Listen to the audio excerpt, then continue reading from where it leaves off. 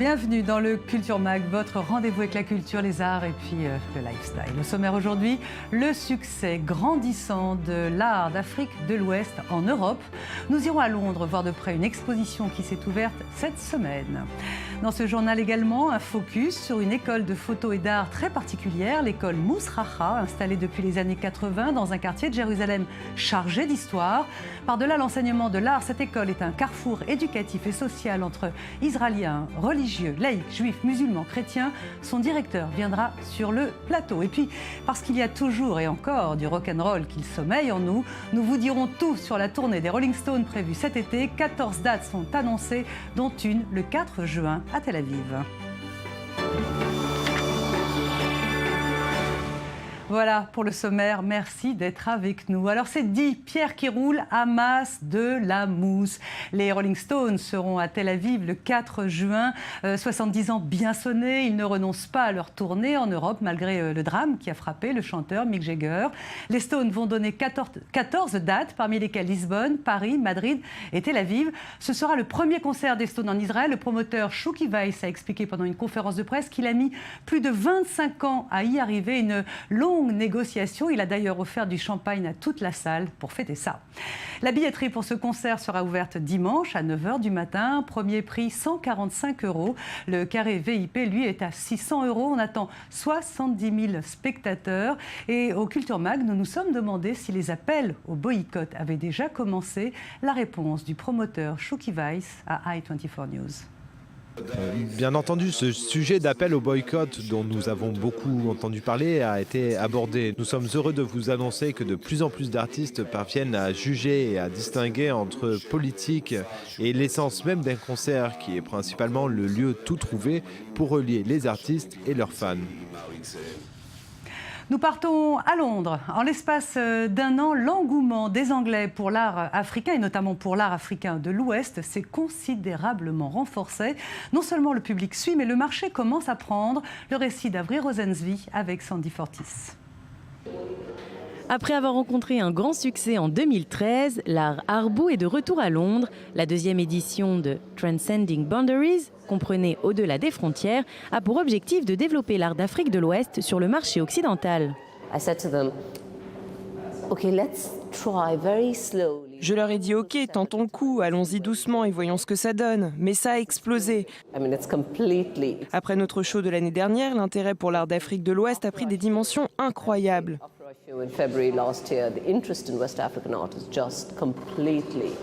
Le prix des œuvres exposées va de 5 000 à 50 000 $. Lors de la première édition, elles ont quasiment toutes été vendues.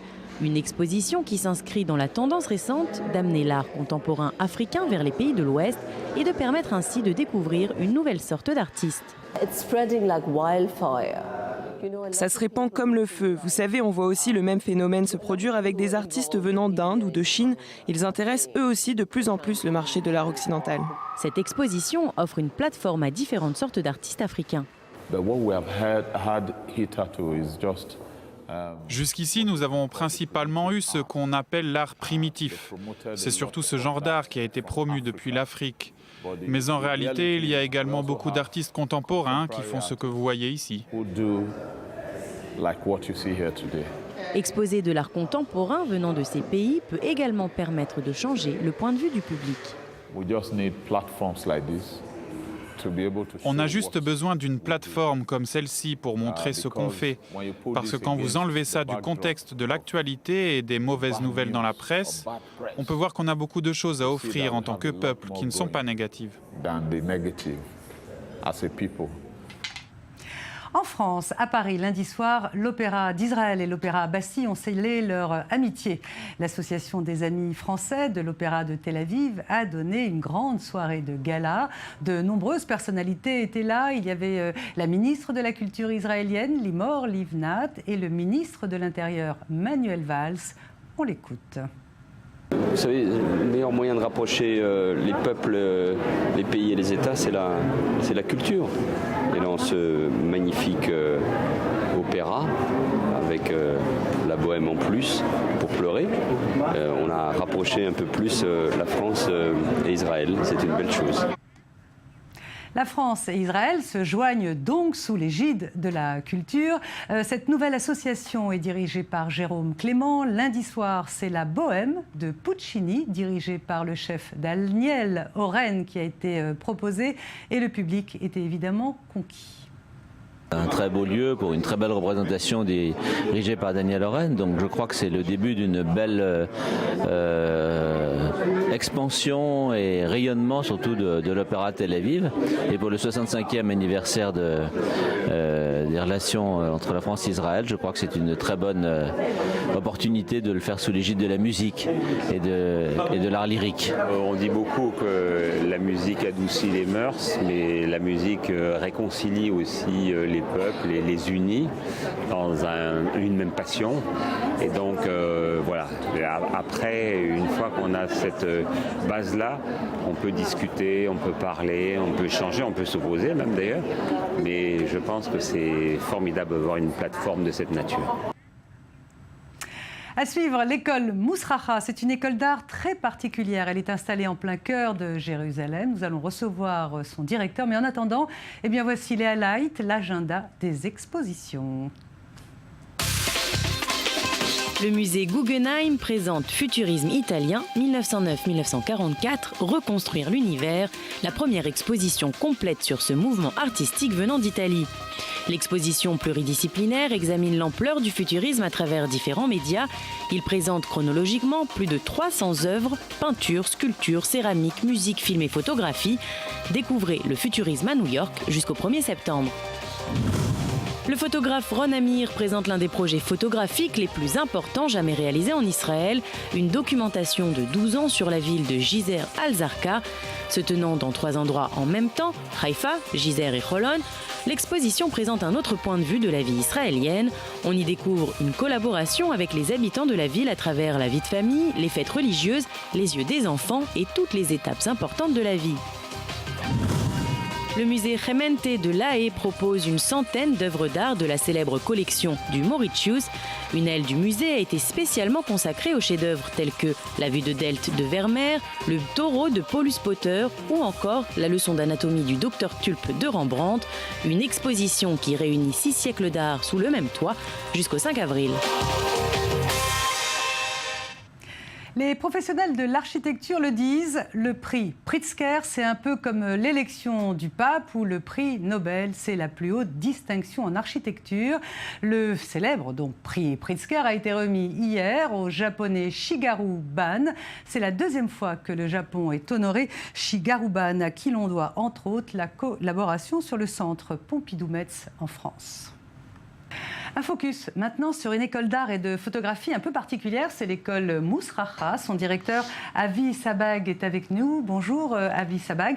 Votre institution a été fondée en 1986 dans un quartier un peu particulier de Jérusalem. Vous allez nous l'expliquer. Mousracha est donc une école qui a un propos social et un propos artistique.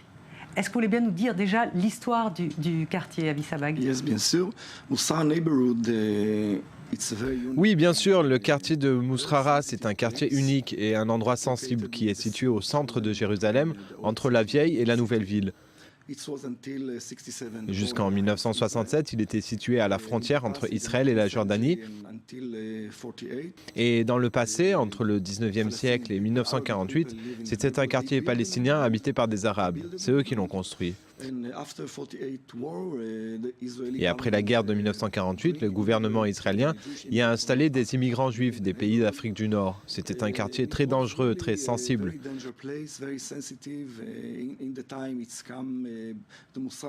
Au fil des années, le quartier est tombé en désuétude, avec la pauvreté, le crime, bref, un endroit problématique. Et ça, jusque dans les années 80. Donc c'est un quartier qui a une histoire et qui a donc aussi une vocation sociale. Je vous propose, Avi Sabag, de regarder un reportage sur l'exposition que vous avez inaugurée cette semaine qui s'appelle Mousracha, mon amour, et ensuite on reprend la discussion avec vous. l'école d'art Mousrara présente une rétrospective sur le quartier du même nom, comme un voyage à travers le temps. Au cœur de l'exposition, les enfants qui ont grandi dans ce quartier atypique dans les années 50 et 60, une époque marquée par une forte immigration des Mizrahim, ces communautés juives d'Afrique du Nord qui se sont installées dans le quartier de Mousrara. Les étudiants de l'école ont travaillé main dans la main avec les habitants du quartier pour collecter des photos provenant d'albums de famille et pour retrouver ceux qui ont pris la pause 60 ans plus tard.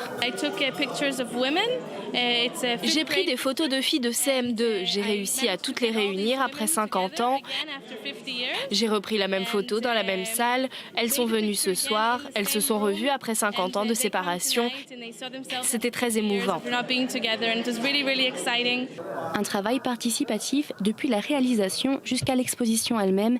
Les habitants du quartier ont même été invités à nommer les proches qu'ils reconnaissaient directement sur les photos exposées.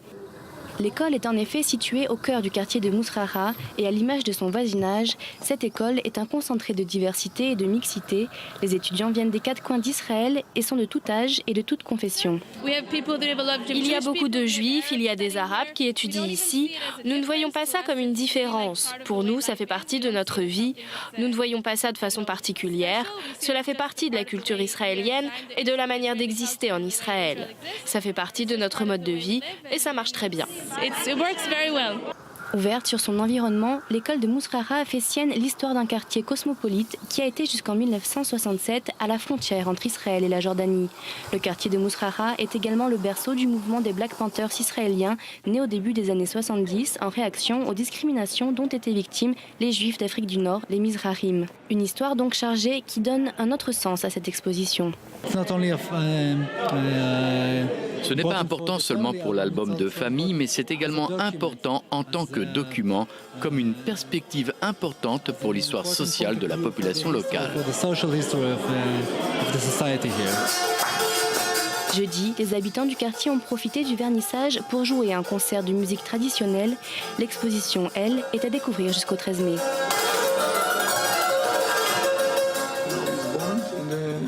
Alors c'est un reportage extrêmement intéressant signé Elsa Mourgues sur votre école, donc Avi Sabag Mousrara. Il y a une volonté de mélanger donc les élèves avec l'environnement et vous avez notamment des ateliers de photothérapie. Qu'est-ce que c'est exactement ? La photothérapie est une discipline qui fait partie de l'art-thérapie. Nous donnons à nos étudiants des outils pour devenir thérapeutes et être capables d'utiliser la photographie pour aider les gens, âgés ou plus jeunes, des personnes ayant subi des traumatismes. L'idée de l'école, je pense que la photothérapie vient de cet endroit, de Mousrara, qui était un endroit très meurtri, ce qui a fortement influencé notre identité en tant qu'artiste. Et on a décidé de changer et de créer un nouveau terme et un nouveau lien entre l'art et la photographie. Donc la photographie est venue, je pense qu'on a découvert quelque chose. On a été les premiers dans le monde à faire ça. Alors vous avez d'autres activités, en plus des activités de l'école évidemment. Il y a une maison d'édition, vous avez édité des livres de cuisine. Et puis vous faites aussi des cours en prison. Oui.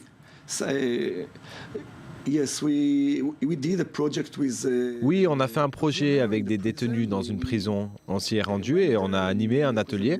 Et après ça, nous leur avons donné des appareils photos pour prendre des photos pour qu'ils observent leur environnement.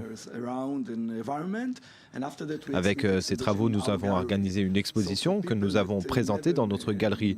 Donc ces personnes qui n'ont jamais visité de musée ni de galerie, quand ils sont venus à l'école pour voir le fruit de leur travail et pour parler à d'autres personnes, eh bien, je pense que ça les a aidés, ça leur a donné de la confiance en soi. Ça les a aidés à s'auto-accepter, je pense. Avi Sabag, donc votre école Mousrara, vous avez 75 professeurs, 75 enseignants. Quels sont les élèves qui viennent dans cette école comparé à Shenka, par exemple, ou à Betzalel? Quelle est la nature des élèves qui viennent chez vous à Mousrara? Je peux vous dire que notre école propose de vraies idées alternatives sur la façon dont éduquer les étudiants pour être artistes. C'est une école familiale, très ouverte d'esprit. Nous construisons un vrai dialogue avec nos étudiants, contrairement à d'autres institutions que vous avez mentionnées. C'est un endroit où professeurs et étudiants travaillent ensemble. Un vrai projet social et artistique. Voilà. Merci beaucoup, Aviv Sabag, d'être venu sur le plateau. Je rappelle l'exposition Mousrara, mon amour, qui dure à Jérusalem jusqu'au mi-mai. C'est ça? Et vous parlez français un petit peu, hein? Oui, ok. Vous n'avez pas voulu? Jusque mai. Mais. Merci. Merci beaucoup. Merci beaucoup. Voilà, on se quitte sur ces jolies images de Mousrara. Je vous rappelle l'info principale de ce journal, c'est la venue des Rolling Stones en Israël le 4 juin. On se retrouve demain à la même heure, toujours pour parler de culture, d'art et de lifestyle. Mais tout de suite, c'est l'info qui continue sur i24 News. Merci de votre fidélité.